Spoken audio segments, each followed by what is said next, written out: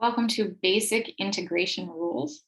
So again, recall that the integral of lowercase f of x dx is equal to capital F of x plus c, where the derivative of capital F of x is equal to our lowercase f of x. So we're going to just look at two common derivative rules. Product rule and quotient rule are much more complicated when we switch over to integration, but we'll look at the two more simple ones. First, if we take a derivative of a constant times a function, we wind up just having c times the derivative of that function.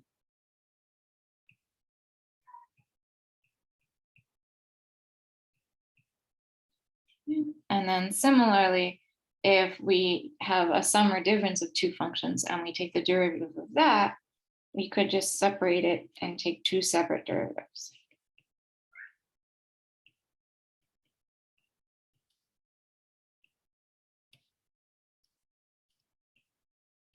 So in terms of doing integration, basically that constant just comes along for the ride when we take a derivative. So if we wish to take the integral of c times f of x dx, that c just comes along for the ride. So this is the same as c times the integral of f of x dx. Similarly, if we have addition or subtraction in our integral, so if we want to take the integral of f of x plus or minus g of x dx, we can just split this into two separate integrals. We can do the integral of f of x dx, and then plus or minus, whichever it is, the integral of g of x dx. Right? So since we can take those two derivatives separately, it makes sense we can take the two integrals separately. So let's say we wish to evaluate the integral of 5 times sine of x minus 2e to the x plus 3x all times dx. And basically what we have is, by our rules, we can split this across addition and subtraction.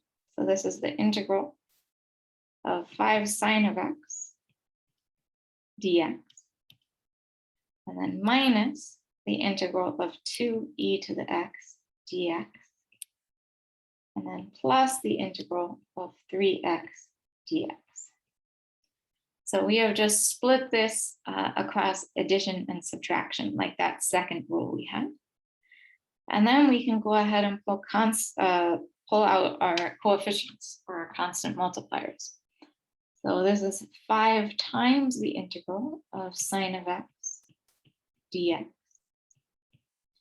minus 2 times the integral of e to the x dx, and then plus 3 times the integral of x dx. Integral of sine of dx, we know, right? Again, cosine of x has derivative negative sine. So if we want a positive sign, we should start with a negative cosine x. So this is 5 times negative cosine x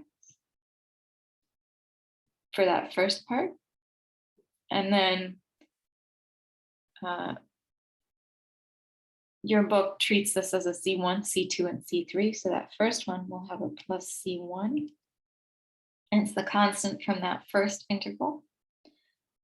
The integral of e to the x dx was just e to the x.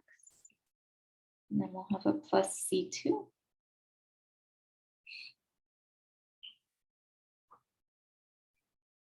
Technically, we should have actually this. So in parentheses are negative cosine x plus C1, and in parentheses are e to the x plus C2. Then we have plus 3 times this x again, but this is looking at our power rule. So this x is x to the first. And so our power should go up. We go 1 plus 1. And then we should divide by our new power, 1 plus 1 or 2. So we should go to x squared over 2. So this will be 3 times. We'll have x squared divided by 2 and then plus c3. So each of these are just constants. So this becomes -5 cosine x minus 2e to the x plus 3/2 x squared. And then we'll have a plus, we have a -5 times c1 minus 2 times c2 plus 3 times c3. C1, C2, and C3 are constants. They can be anything. So this combination of values could actually be any constant. So what we can do is we can just set this to be equal to a new constant, C. And we simply get -5 cosine of x minus 2e to the x plus 3/2 x squared plus c. So often when you're doing this integration, as you get more and more comfortable with the integrals, you'll just jump basically straight from the original question, integral of 5 sine x minus 2e to the x plus 3x, just straight to the last line. But this is kind of the thought process as you're learning and working your way through.